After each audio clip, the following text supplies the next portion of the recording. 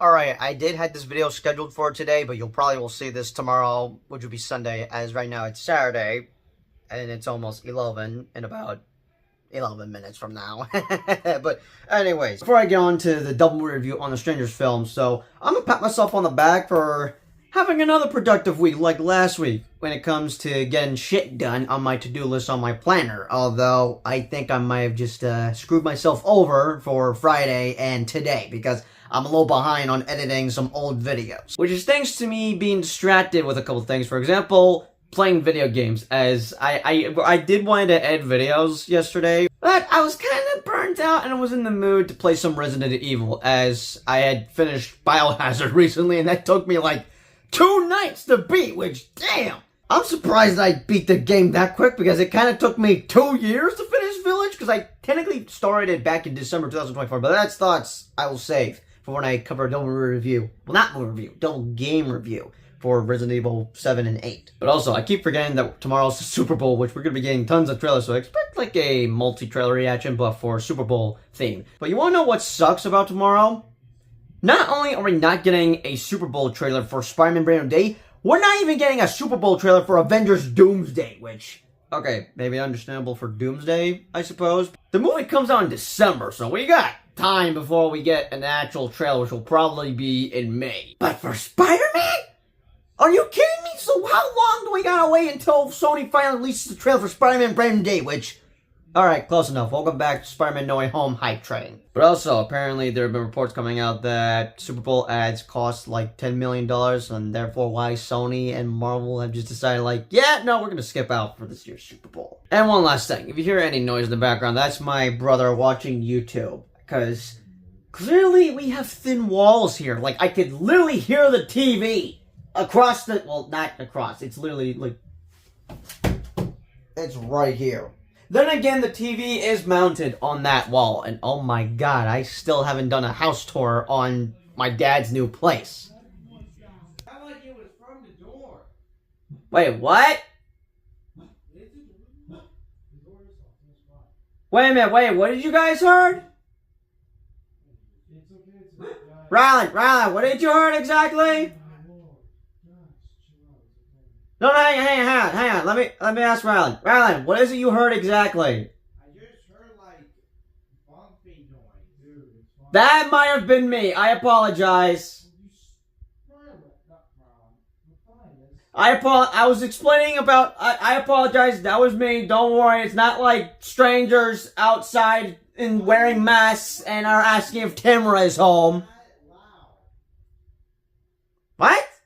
Dude, what you did that made it that All I did was... I'm not gonna do that because the dogs are gonna start barking. Okay, let's get on with the video. But hello everyone, welcome back to another double review on the channel. So I think the last double review I've covered was for the Greenland movies, though I reviewed number 2 first and then the first one later because I had watched the second movie without watching the first movie, which I meant to watch the first movie, but that's on me for not checking it out right away. But thankfully, that's not the case here, because I have seen both of these movies in the correct order, and that would be The Strangers and The Strangers Pray at Night. With the final chapter of The Strangers now playing in theaters, a movie I have yet to see, as I've just watched Chapter 1 and 2 for the first time recently, which if I recall correctly, I think I brought this up in one of my recent videos, whether it was in a double trailer reaction video or not. But my trilogy review on the Strangers trilogy, you won't see tomorrow, unfortunately. It'll probably be next Sunday because I was supposed to go see the movie yesterday. I was not able to, so I'm going to try to see it next Saturday, which would be Valentine's Day. But while you have to wait for part 2, what I can do is make part 1 of this review series, as I was going to do a quadruple movie review on the Strangers movies back when Chapter 2 was coming out, where I just talked about my thoughts on the first 2 movies and then Chapter 1 and 2, but...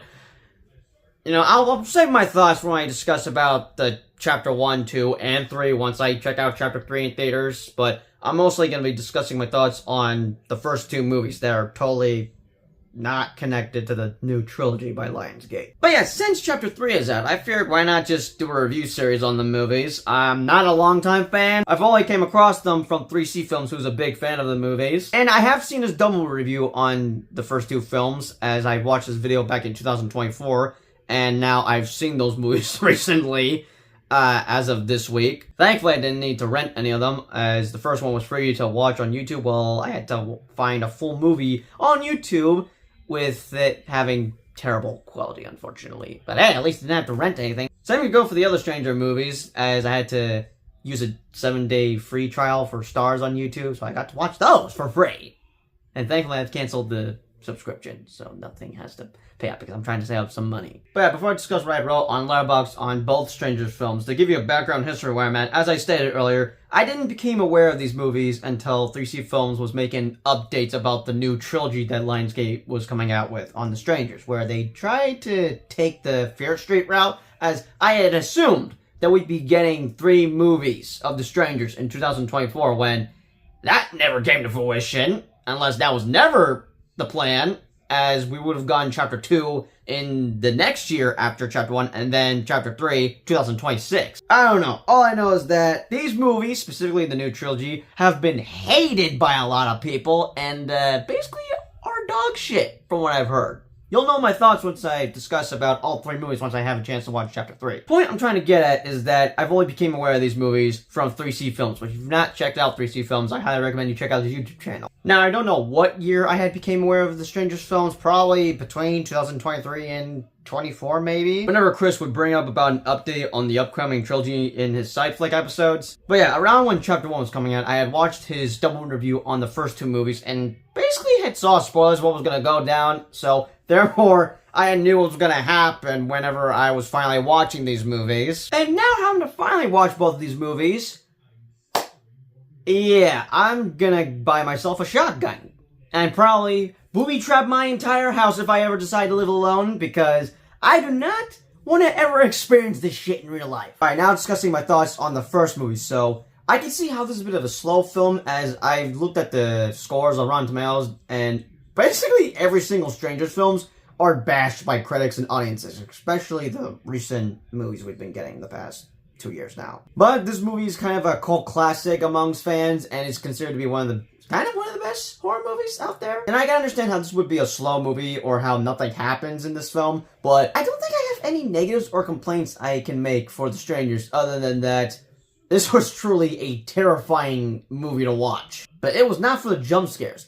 It's for the fact that this shit is inspired by true events, or based on true events. And it's mostly due to the fact that this shit actually happens in real life. Now, I do like horror movies. Now, I can make a joke that, oh, the actual horror movies are the romance movies where you get your heart broken by the end.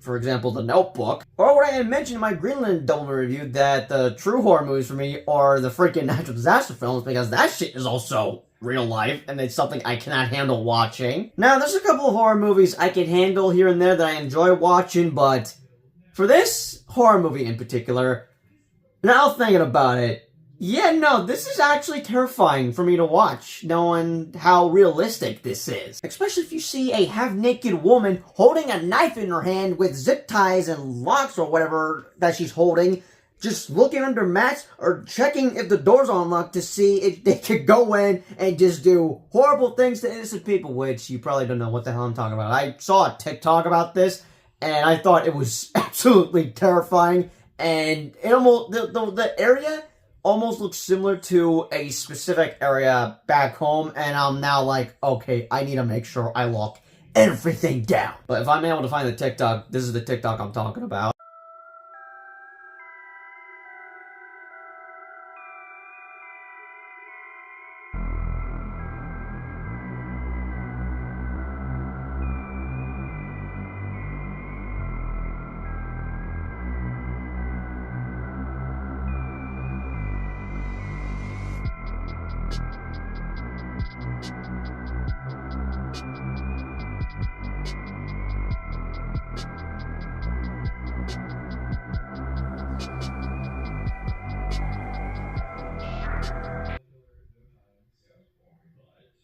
Yeah, I'm gonna go see if I can buy myself a shotgun. Actually, you know what? Now that I think about it, it's best I don't try to buy a shotgun. Otherwise, I might experience the same situation that one of these characters did in the first movie, which, I knew what was gonna happen, having to watch 3C Films' review, but it had been 2 years, so it took a minute for me to just have everything come back to me, and then remember, oh no, he's gonna accidentally shoot his best friend. So best I get a pepper spray and a taser. Am I able to have that, or do I need like a permit to carry those kind of weapons with me?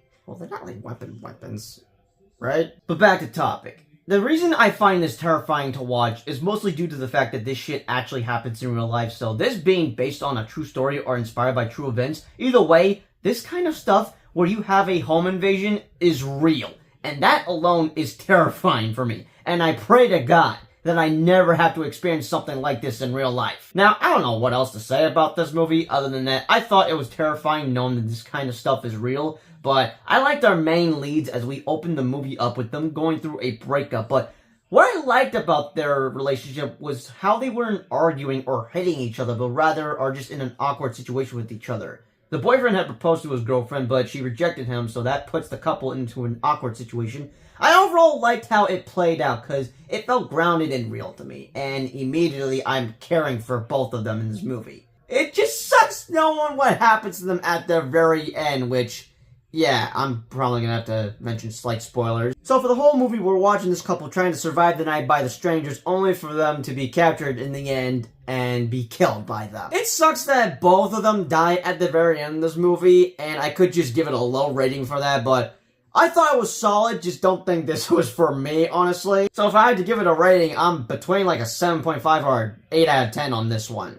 10 years later, we have a sequel titled The Strangers Pray at Night. And I could say that the first movie is better, but that's not to say that this movie sucked, because I actually kind of like this movie. Now, whatever goes down in this movie with these strangers killers, I'm still terrified of this happening in real life, but they do rehash a couple of things from the first movie, but it's not a full-on copy and paste. But if you were to ask me which movie I prefer, I'm going with this movie, even though I think that the first movie is the best. There is a change of tone into the sequel, which is something I didn't really care about. I mostly didn't mind at all. I do like the new characters we follow into Prey of Night, which is a family of 4 that are going on a family trip together because they're sending one of their children to boarding school, I believe. That did some stupid shit with a couple of friends who probably weren't actual friends. I don't know. That is until they encounter the strangers taunting them, then killing them afterwards, especially since they had killed the uncle and aunt earlier in the opening scene, off screen for some reason. Now, sadly, the parents don't make it out of this movie, but thankfully the siblings do, especially the brother, who's played by Lewis Pullman. And the reason I say that is because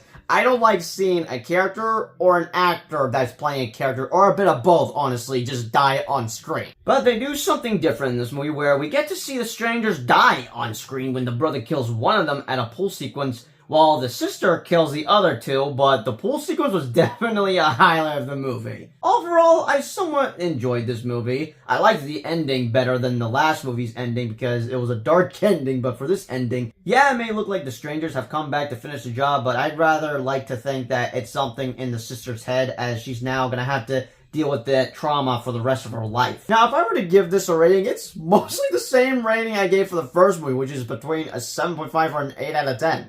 Now, I do think that these 2 films are solid in their own way, while I think that the first film is the best, while I prefer the second film very much over the first movie. But with that being said, that's pretty much it, what I have to say for these 2 Strangers films, which, yeah, I could say that, oh, nothing really happens in these 2 movies, but that's not me trying to trash on them, because, as I said, I thought that these 2 were solid in their own way. Definitely not my cup of tea, even though I do like watching horror movies, but I thought they were solid overall. Now having to get to know about the Strangers a little bit, even though you don't know anything about them these first 2 movies, I shall get to know them in the new Strangers trilogy that now just wrapped up with its 3rd chapter this week. Which, as of right now, I have only seen chapter 1 and 2, and you will know my thoughts once I watch chapter 3. But don't expect a movie vlog, because that's not really worth covering for. And this new trilogy is supposed to give you a backstory on how the Strangers became the Strangers. And what I'm mostly curious to know than their backstory is, how the hell are people hating on these movies? I'm not like a longtime fan. I'm just curious to know what's so bad about these movies that has so many horror fans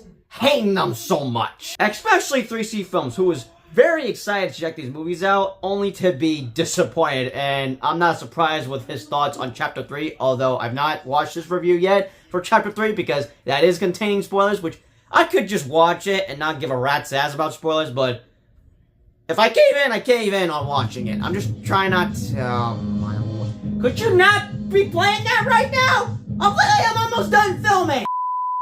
Okay, sorry about that. I honestly forgot what the hell I was even talking about. Alright, now I remember. So, I could watch that, but I'd rather not know what happens, because having to watch Chapter 2, I can now see what people were talking about, involving a specific scene that I'll discuss in my trilogy review. But if you have seen these movies, be sure to let me know your thoughts, comments down below, and as always, I will see you all for part 2 when I review the Strangers trilogy next week. As always, to be continued.